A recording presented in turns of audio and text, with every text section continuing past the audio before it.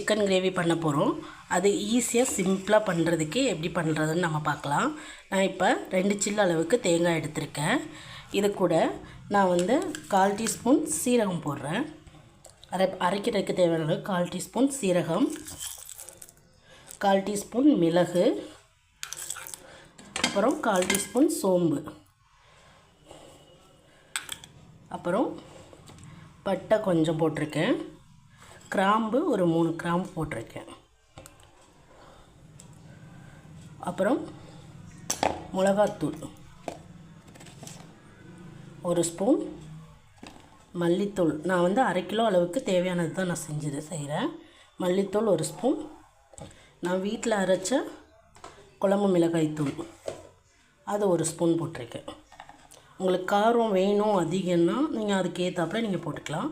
நான் குழம்பு வீட்டில் அரைச்சது ஒரு 2.5 ஸ்பூன் போட்டிருக்கேன். மிளகும் நம்ம இதில் சேர்த்துருக்கோம். இது எல்லாத்தையுமே சேர்த்து நம்ம ஒன்றா அரைச்சிக்கலாம். நம்ம அரைச்சி எடுத்து வச்சாச்சு. தேங்காய், சீரகம், சோம்பு, மிளகு, மிளகாத்தூள் எல்லாம் போட்டு நம்ம அரைச்சி எடுத்து வச்சுக்கிட்டோம். அதுக்கடுத்து நம்ம எண்ணெய் ஊற்றிக்கலாம்.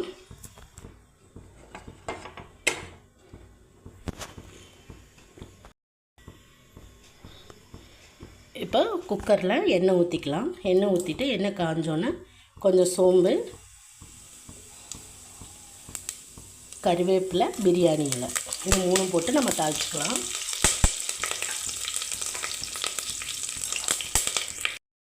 நம்ம வெங்காயம் சேர்த்துக்கலாம்.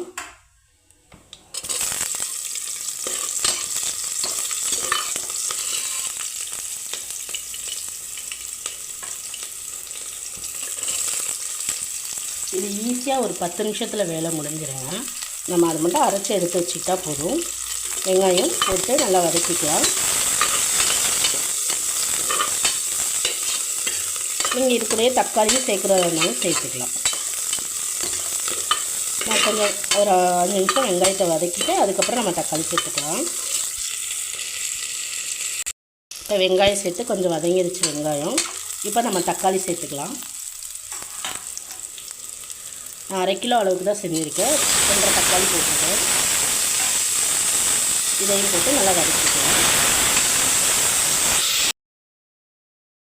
தக்காளி வதக்கிட்டு இருக்கும்போது நம்ம தக்காளி போட்டு ஒரு 2 கிண்டி கிண்டிட்டு நம்ம தேவையான அளவு இஞ்சி பூண்டு பேஸ்ட் சேர்த்துக்கலாம். நான் 2 ஸ்பூன் அளவுக்கு இப்போ சேர்த்துக்கிறேன்.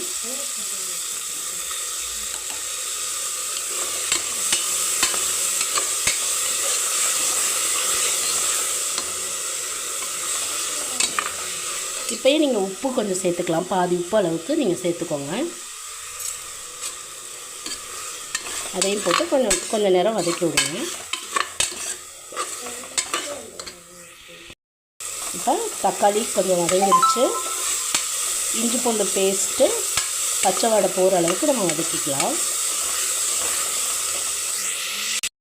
இந்த ஸ்டேஜில் நம்ம சிக்கனை சேர்த்துக்கலாம்.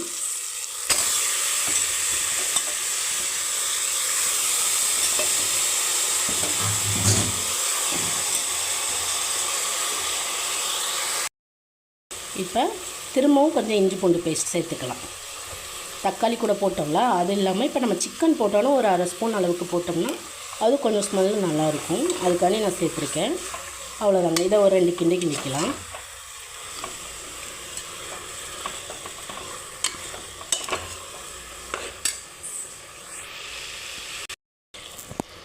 இப்போ நம்ம 2 கிண்டி கிண்டிட்டு நம்ம அரைச்சி வச்சுருந்தோம்ல அந்த பேஸ்ட்டை இதில் சேர்த்துக்கலாம்.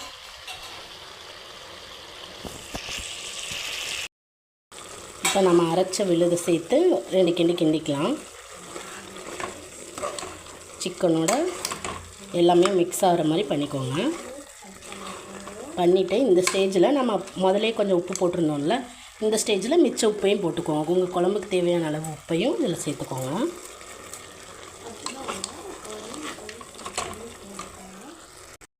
இப்போ தண்ணி சேர்த்துக்கோங்க. தேவையான அளவு உங்களுக்கு தண்ணி எவ்வளோ வேணுமோ. இப்போ உங்களுக்கு கொஞ்சம் கிரேவியாக வேணும், அப்படி திக்காக வேணும் கிரேவி அப்படின்னா கொஞ்சம் கம்மியாக தண்ணி சேர்த்துக்கோங்க. இல்லை நீங்கள் இட்லிக்கு போகிற மாதிரி கொஞ்சம் குழம்பா இருக்கிற மாதிரி வேணும் அப்படின்னா அதுக்கேற்றாப்புல நீங்கள் தண்ணி சேர்த்துக்கோங்க. இந்த இடத்துல நீங்கள் எவ்வளோ தண்ணி வேணுமோ நீங்கள் சேர்த்துக்கலாம்.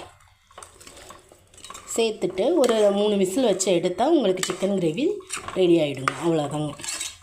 இப்போயே நீங்கள் உப்பு காரம் உங்களுக்கு தேவையான இதில் பொடி சேர்க்கணுன்னாலும் நீங்கள் சேர்த்துக்கலாம். உப்பு எவ்வளோ இருக்குதுன்னு சொல்லி பார்த்துட்டு கம்மியாக இருந்தால் கூட இருக்கான்னு சொல்லி இதிலேயே பார்த்துக்கிட்டு நீங்கள் ஒரு 3 விசில் வச்சு எடுத்திங்கன்னா உங்களுக்கு சிக்கன் கிரேவி தயாராகிடும். எனக்கு தேவையான அளவு தண்ணி ஊற்றிட்டேன். இப்போ நம்ம கொத்தமல்லி தழையை சேர்த்துக்கலாம். கொஞ்சம் இப்போதைக்கு கொஞ்சம் சேர்த்துக்கலாம், அப்புறம் இறக்கணும்னா கொஞ்சம் சேர்த்துக்கலாம். இப்போ குக்கரை மூடி வச்சு ஒரு 3 விசில் விட்டு எடுத்துட்டா சிக்கன் கிரேவி ரெடி ஆகிடுங்க.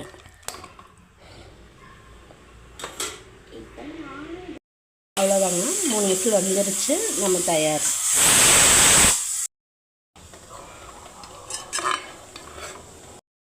ஹாய் ஃப்ரெண்ட்ஸ், சிக்கன் கிரேவி தயாராகிடுச்சு. அவ்வளோதாங்க. இதை வந்து ஒரு 10 நிமிஷத்தில் செஞ்சிடலாம். நீங்கள் ஒருக்கா செஞ்சு பார்த்துட்டு எப்படி இருந்துச்சுன்னு சொல்லிவிட்டு ரிவ்யூ சொல்லுங்கள் எனக்கு. அப்புறம் கடைசியாக நம்ம ஏற்கனவே கொஞ்சம் கொத்தமல்லி போட்டிருந்தோமா, இப்போ கொஞ்சம் கொத்தமல்லி தூவிக்கலாம். அவ்வளோதான், தூக்கி